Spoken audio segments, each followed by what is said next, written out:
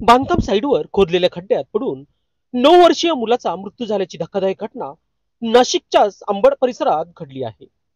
2 दिवसात ही दुसरी घटना असून 4 अल्पवयीन मुलांचा मृत्यू झाला आहे.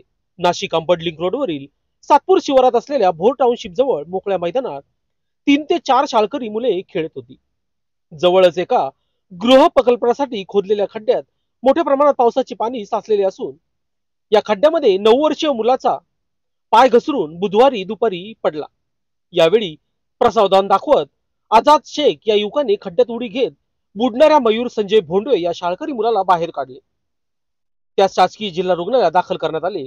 उपचारादरम्यान आपत्कालीन कक्षात रात्री 11 वाजता त्यात मृत घोषित करण्यात आले. 2 दिवसात ही दुसरी घटना नाशिक शहरात घडली आहे. पीडी कामगार नगर मधील अमृतधाम येथे गृह प्रकल्पाच्या खड्ड्यात साचलेल्या पाण्यात पोहण्यासाठी गेलेल्या 3 मित्रांचा बुडून मृत्यू झाल्याची घटना सोमवारी सकाळी उघडकीस आली होती.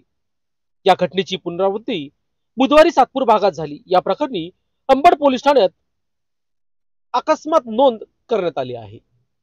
लोकशास्त्र न्यूज साठी बंटी आढाव, अंबड.